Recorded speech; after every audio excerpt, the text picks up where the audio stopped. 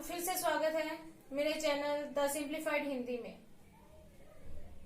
इससे पहले मैं आपके सामने मेरी 2 वीडियो लेकर आई थी, जिसमें मैंने राम लक्ष्मण परशुराम संवाद में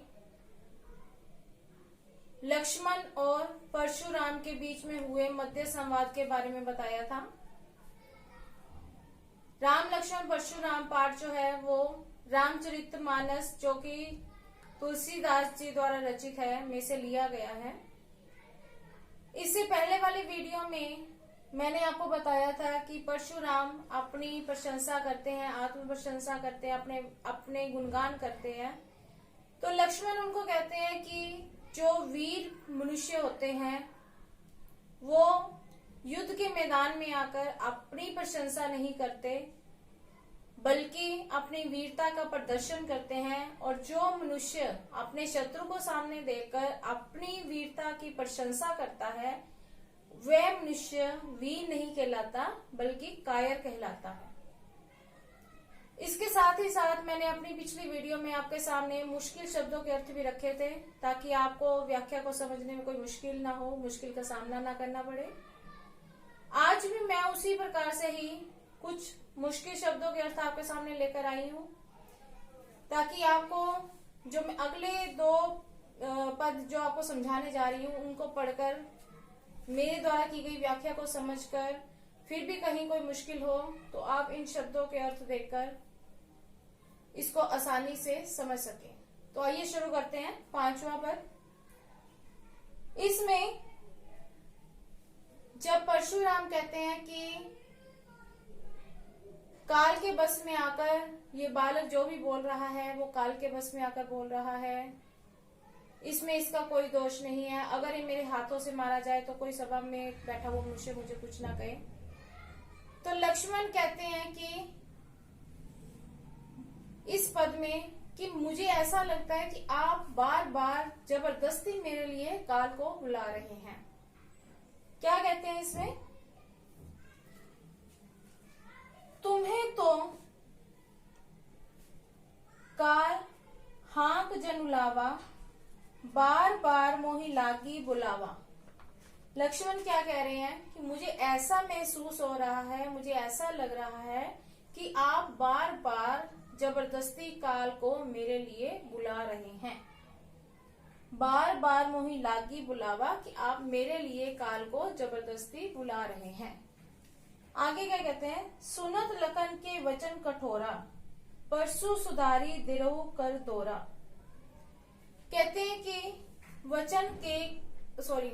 लक्ष्मण के कठोर वचनों को सुनकर परशुराम बहुत ज्यादा क्रोधित हो गए, बहुत ज्यादा गुस्से में आ गए, और उन्होंने परसु सुधारी गरेऊ कर घोरा, कि उन्होंने अपने फरसे को साफ किया, उसे सुधारा और उसे अपने हाथों में ले लिया। अब जनी देई दोसु मोहि लागू, कटुवादी बालक बद जोगू। परशुराम क्या कहते हैं? अब जनी का यहाँ क्या मतलब है कि लोग, जितने भी सभा में बैठे हुए लोग थे उनके लिए कहा गया है। देई का अर्थ होता है देना। दोसु यानी कि दोष। मोही मुझे। कहते हैं कि अब जितने भी लोग यहाँ पर बैठे हुए हैं, कोई भी मुझे दोष नहीं देगा। कटुवादी बालक बद जोगू। बद जोगू का अर्थ क्या है? मरने के योग्य। कहते हैं कि ये बालक जो है वो मरने योग्य है, और अगर मैं इसका वध करता हूं तो इस सभा में बैठा हुआ कोई भी मनुष्य मुझे दोष नहीं देगा। बाल पिलोकी बहुत में बांचा, अब येहू मर निहार बा सांचा। क्या कहते हैं आगे परशुराम? कि बाल बिलोकी बहुत में बांचा, कि इसे एक छोटा बालक समझकर मैं इतनी देर से छोड़ता आ रहा था। मैं ये सोच रहा था कि एक छोटा सा बालक है तो इसे मैं क्या मारूंगा। अब येहू मर निहार बा सांचा। कहते हैं कि परंतु अब यही बालक जो है मर निहार, की ये बालक जो है ये अब मरने योग्य है, मरने वाला है। मर निहार का क्या अर्थ है? मरने वाला। कहते हैं कि अब ये बालक जो है ये मरने वाला है, मेरे हाथों से ये मारा जाएगा। कहते हैं कि इतनी देर से मैं इस बालक को छोड़ रहा था। क्यों छोड़ रहा था? कि मैं ये सोच रहा था कि ये छोटा सा बालक है, इसलिए मैं इसकी अब बातों को क्षमा करता जा रहा था, मैं इसको छोड़ता जा रहा था। लेकिन अब यह बालक सचमुच में ही मेरे हाथों से मरने वाला है। कौशिक कहा क्षम्य अपराधु, अब दोष बाल दोष गुण ग्रही न साधु। अब परशुराम की बातों को सुनकर जो कौशिक है, कौशिक किसके लिए प्रयोग किया था? विश्वामित्र के लिए। तो विश्वामित्र जब परशुराम की बातों को सुनते हैं तो वो परशुराम को समझाते हुए कहते हैं कि कौशिक कहा, विश्वामित्र ने कहा क्षम्य अपराधु, कि अपराध क्षमा कर दो। क्षम्य का यहाँ अर्थ क्या है? क्षमा। कहते हैं कि अपराध को क्षमा कर दो। बाल दोष गुण गही न साधु, क्योंकि जो साधु लोग होते हैं वो कभी भी बालकों के दोषों को नहीं गिनते हैं। क्या समझाते हैं विश्वामित्र ने? कि जो साधु लोग होते हैं उनका यही कर्तव्य होता है कि वो बालकों के दोषों को नहीं गिनते हैं, इसीलिए वो कहते हैं कि इनके अपराधों को क्षमा कर दो। खरकुटार में अरुकन को ही, आगे अपराधी गुरु द्रोही। तब परशुराम जो है वो विश्वामित्र की बात को सुनकर कहते हैं कि खर कुठार मैं अरुकन को ही, कि मैंने अपनी कुठार को हाथों में लिया हुआ है और मैं अरुकन को ही, कहते हैं कि मैंने अपने तेज स्वभाव के बारे में मेरे सारे सब लोग जानते हैं। कहते हैं कि मैंने अपने हाथों में कुठार को लिया हुआ है, धारण किया हुआ है, और मैं बहुत ही क्रोधी स्वभाव का हूँ। करुणा मेरे अंदर नहीं है, मैं बहुत ही ज्यादा क्रोधी स्वभाव का हूँ। आगे अपराधी गुरुद्रोही, और मेरे आगे मेरे गुरुद्रोही खड़े हैं। गुरुद्रोही का अर्थ यहाँ पे क्या है? कि लक्ष्मण खड़े हैं, वहां पे राम और लक्ष्मण खड़े हैं जिन्होंने इस धनुष को तोड़ा है, वो मेरे गुरु के अपराधी हैं, तो वो मेरे आगे यहाँ पर खड़े हैं। क्या कहते हैं आगे? उत्तर देत छोड़ो बिनु मारे, केवल कौशिक सील तुम्हारे। क्या कहते हैं परशुराम? कि हे कौशिक, मैं सिर्फ और सिर्फ इसके उत्तर जो ये मुझे दे रहा था, इनके उसके उत्तरों को सुनकर सिर्फ मैं तुम्हारे कारण इसे अभी तक छोड़ता आ रहा हूं। कहते हैं कि सिर्फ यही का इनको छोड़ने का यही कारण है कि मैंने अभी तक तुम्हारी वजह से इनको छोड़ा है।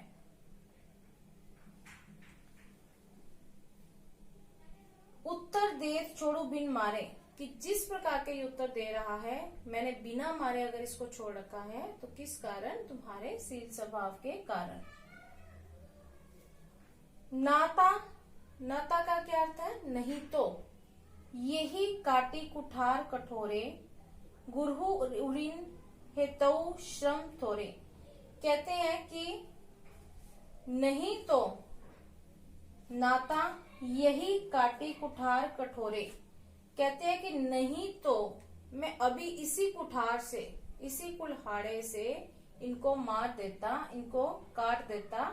और गुरही, गुरही का अर्थ यहाँ पे क्या है? गुरु, जो परशुराम के गुरु थे यानी कि शिव। कहते हैं कि गुरु उरिन, उरिन का अर्थ क्या है? ऋण, जो उनका कर्जा है। हतौ श्रम थोरे, कि अभी मैं इनको यहाँ पर इसी कुठार से मार देता और अपने गुरु के ऋण से मुक्त हो जाता। गादी सुनु कह हृदय हसी, मुनिहि हरियारे सूझ। अब यहाँ पर क्या कहते हैं कि परशुराम के जो वचन थे, उनकी जो बातें थी, कठोर वचन जो थे, उनको सुनकर जो गादी सुनु थे, गादी सुनु कौन थे यहाँ पे? विश्वामित्र। वो कहते हैं कि विश्वामित्र जो है वो मन ही मन हंसने लगे। हृदय हसी, हृदय हसी मतलब मन ही मन में वो हंसने लगे। मुनि हरिये सूझ, कि मुनिवर को यानी कि परशुराम को चारों तरफ हरियाली ही हरियाली दिखाई दे रही है। यानी कि मुनि यानी परशुराम जो है वो अब तक क्षत्रिय कुल का नाश करते आए हैं और उन्होंने क्षत्रियों को परास्त किया है, हराया है। तो उन्हें अब जो राम और लक्ष्मण सामने खड़े हैं वो भी इसी समान लग रहे हैं कि वो इन्हें भी ऐसे ही परास्त कर देंगे। हरियारे सूझ मतलब हरा ही हरा दिखाई दे रहा है, यानी कि उनको सब कुछ एक जैसा ही दिखाई दे रहा है। अयमय खांड ना उखमय अजहू ना बूझ अबूझ। कहते हैं कि मुनिवर को लोहे से बनी हुई खांड, खांड का यहाँ पर क्या अर्थ है? तलवार, या गन्ने से बनी हुई जो खांड होती है, अर्थ तो गन्ने से बनी हुई खांड होती है, लेकिन यहाँ पर इसका अर्थ क्या लिया गया है? तलवार। अयमय लोहे से बना, उखमय गन्ने से बनी। कहते हैं कि मुनिवर को जो राम और लक्ष्मण सामने खड़े हैं वो एक लोहे से बनी हुई तलवार की भांति है, लेकिन वो उन्हें एक गन्ने से बनी हुई खांड के बराबर समझ रहे हैं। उन्होंने अभी तक उन्हें वैसा ही समझा है। यानी कि क्या तात्पर्य, कहने का भाव क्या है कि जो परशुराम है वो राम और लक्ष्मण को भी वैसा ही मान रहे हैं जैसा कि वो दूसरे क्षत्रियों को मानते आ रहे हैं। यानी कि वो ऐसा समझते हैं कि वो इनको भी ऐसे ही परास्त कर देंगे, इनको हरा देंगे, जबकि वो इनके बल के बारे में नहीं जानते हैं। अब अगले में क्या कहते हैं? केहू लखन मुनिशील तुम्हारा, को नहीं जान विदित संसारा। लक्ष्मण कहते हैं परशुराम को कि हे मुनिवर, कहू लखन, लक्ष्मण जो है वो कहते हैं मुनि, हे मुनिवर, सीलो तुम्हारा, को नहीं जान विदित संसारा। कि आप अपनी प्रशंसा कर रहे हैं, अपने पौरुष का गान कर रहे हैं। तो वो कहते हैं कि आपके पौरुष के बारे में ये सारा ही संसार जानता है। इस संसार में ऐसा कौन सा है मनुष्य जो इसके बारे में नहीं जानता है। ये नहीं है कि लक्ष्मण वाकई में ही उनकी प्रशंसा कर रहे हैं, बल्कि लक्ष्मण ऐसा बोलकर उनके साथ एक उपहास कर रहे हैं, उनके ऊपर एक व्यंग्य कस रहे हैं, उनका उपहास करते हुए दिखाई देते हैं कि आप इतना शील हो, यानी इतने विनम्र हो कि आपके स्वभाव के बारे में पूरा संसार ही जानता है। मात पितही उरिन भय नीके, गुरु रीनु रहा सोचू बड़ जी के। कहते हैं कि मात पिथी यानी कि माता और पिता, उरिन उनका ऋण, माता और पिता का जो ऋण है, भय नीके कहते हैं कि आप उनके ऋण से मुक्त हो चुके हो, अच्छी तरह से उनके जो ऋण है उससे मुक्त हो चुके हो, यानी कि आपने उनके ऋण को चुकता कर दिया हुआ है। गुरु ऋणु रहा सोचू बड़ जी के, गुरु ऋणु यानी कि गुरु का ऋण, गुरु का कर्जा। कहते कि अब आपके ऊपर गुरु का कर्जा जो है वो चढ़ा हुआ है और आप उसी को सोचकर चिंता में पड़े हुए हो। सो जनु हमरे माथे काड़ा, दिन चली गए ब्याज बड़ बाड़ा। सो जनु हमरे माथे काड़ा, कहते हैं कि अब आपने उसी ऋण को हमारे माथे कर दिया है, यानी कि हमारे माथे पर मर दिया है। क्या कहते हैं कि दिन चली गई ब्याज बड़ बाड़ा, जैसे जैसे दिन बीतते जा रहे हैं, समय बीतता जा रहा है, वो ब्याज जो है वो उसका ब्याज, कर्जे का ब्याज जो है वो बढ़ता जा रहा है।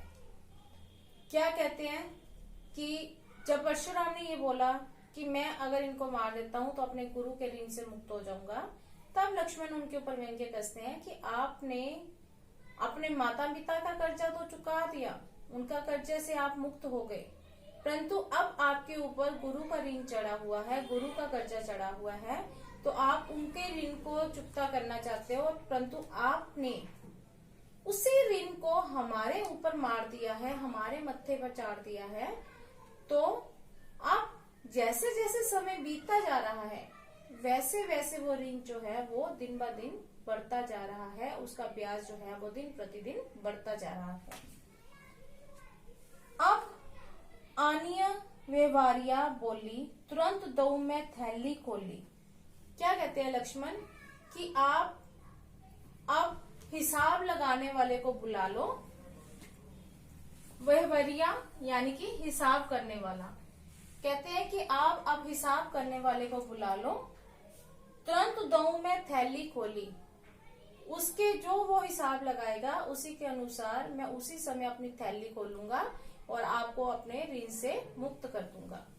यानी कि वो कहते हैं कि जो ऋण आपने हमारे माथे पर गाड़ा है, आप एक हिसाब लगाने वाले को बुला लो, जो वो हिसाब लगाएगा उसी के अनुसार मैं अपनी थैली खोलकर आपको ऋण से मुक्त कर दूंगा। सुनी कटु वचन कुठार सुधारा। जब लक्ष्मण ने इतनी बातें बोली तब परशुराम जो थे वो बहुत ज्यादा क्रोधित हो गए और क्रोध में आकर उन्होंने क्या किया, सुनी कटु वचन, लक्ष्मण के कटु वचनों को सुनकर कुठार सुधारा। परशुराम जो थे उन्होंने अपने फरसे को सुधारा, अपने कुल्हाड़े को सुधारा। हाय हाय सब सभा पुकारा। जब लक्ष्मण की इतनी बातों को सुना और परशुराम को अपना फरसा सुधारते हुए देखा तो सारी जो सभा थी वो हाय हाय कहकर पुकार उठी। भृगुवर परसु देखावू मोही, विप्र विचारी बचो नृप दोही। लक्ष्मण कहते हैं कि हे मुनिवर, भृगुवर, भृगुवर किसके लिए आया है, भृगुवंश में श्रेष्ठ, और वो श्रेष्ठ कौन है, परशुराम। परशुराम के लिए इस शब्द का प्रयोग किया गया है। तो लक्ष्मण कहते हैं कि हे मुनिवर, आप भृगुवंश में श्रेष्ठ हैं। भृगुवर, हे मुनिवर, यानी कि भृगुवर किसके लिए कहा गया है, परशुराम के लिए। वो कहते हैं कि आप सबसे श्रेष्ठ हैं। परसु दिखावी मोही, आप मुझे अपना फरसा दिखाकर डरा रहे हैं, बार बार मुझे फरसा दिखा रहे हैं। विप्र विचारी बचो नृप दोही, कहते हैं कि मैं आपको एक ब्राह्मण समझकर अभी तक छोड़ रहा हूँ। कहते हैं कि आप तो मुझे बार बार अपना फरसा दिखा रहे हैं, लेकिन मैं ब्राह्मण समझकर आपको छोड़ रहा हूँ। आप तो राजाओं के शत्रु हो। नृप दोही मीन्स राजाओं के शत्रु। कहते कि आप राजाओं के शत्रु हो, लेकिन मैं एक ब्राह्मण समझकर आपको अभी तक छोड़ता आ रहा हूँ। मिले न कबू सुबट रन गाड़े, द्विज देवता गरही के बाड़े। कहते हैं कि आपको आज से पहले मिले न कबू, मिले न कबू क्या, आज से पहले कभी भी, सुबट रन गाड़े, कि आपको रन में, युद्ध के मैदान में श्रेष्ठ लोग कभी भी नहीं मिले हैं। श्रेष्ठ योद्धा यानी कि हमारे जैसे जो योद्धा है वो आपको इससे पहले कभी भी नहीं मिले हैं। द्विज देवता गरही के बाड़े, कहते हैं कि हे ब्राह्मण देव, द्विज देवता यानी कि ब्राह्मण देव, कहते हैं कि हे ब्राह्मण देव, आप अपने ही घर में श्रेष्ठ हो। घर ही के बारे मीन्स अपने ही घर में श्रेष्ठ हो। अनुचित कही सब लोग पुकारे, रघुपति सह नहीं लखन नवारे। कहते कि अनुचित कही सब लोग पुकारे। लक्ष्मण ने जब इतनी बातें बोली तो जितने भी लोग बैठे हुए थे वो सभी लोग इसे अनुचित समझकर अनुचित कहने लगे और कहने लगे कि लक्ष्मण जो भी बोल रहे हैं वो सब कुछ अनुचित है। रघुपति से नहीं लखन नवारे। अब यहाँ पर से नहीं का अर्थ क्या है, आंख का संकेत। निवारे का अर्थ क्या है, मना करना। जब राम ने देखा कि सारी सभा जो है वो लक्ष्मण को गलत ठहरा रही है, तब राम ने रघुपति यानी कि राम ने सहनी लखन नवारे, राम ने आंखों के संकेत से, आंखों के इशारे से लक्ष्मण को चुप होने के लिए कहा। लखन उत्तर आहुति सरिस, भृगु बर कोपु कुसानु कृसानु, बढ़त देखी जल सम वचन बोले रघुकुल पानु। उत्तर आहुति सरिस भृगु बर कोपु क्रिसानु। आगे तुलसीदास जी क्या कहते हैं कि परशुराम जो थे, जो कि भृगु वंश में सबसे श्रेष्ठ माने जाते थे, कहते हैं कि आहुति सरिस भृगु बर कोपु क्रिसानु, कहते हैं कि जो लक्ष्मण के वचन थे उन्होंने परशुराम की जलती हुई अग्नि में एक आहुति के समान काम किया।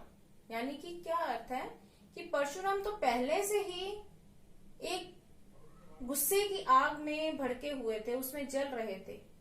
उसके ऊपर जो लक्ष्मण ने उनके ऊपर व्यंग्य कसा, उनका जो उपहास उड़ाया, उनकी बातों ने एक आहुति के समान काम किया। जिस प्रकार अग्नि में आहुति डालने से अग्नि जो है वो ज्यादा जल उठती है, ज्यादा भड़क उठती है, उसी प्रकार लक्ष्मण की बातों ने उसके अंदर एक आहुति के समान काम किया।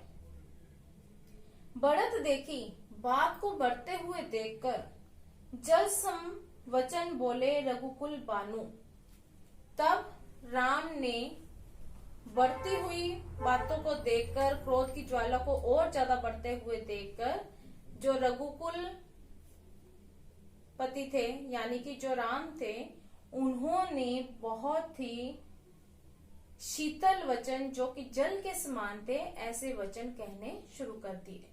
यानी कि जहां एक तरफ लक्ष्मण अपनी बातों से क्रोध रूपी ज्वाला को भड़का रहे थे, परशुराम की ज्वाला को और तेज कर रहे थे, वहीं पर राम ने एक शीतल जल के समान मृदु वचन बोलते हुए, कोमल वचन बोलते हुए उस आग को बुझाने का प्रयास किया और उस आग को शीतल किया। इस पाठ में आप लोगों ने राम, लक्ष्मण और परशुराम के मध्य हुए संवाद के बारे में पढ़ा, समझा, जाना।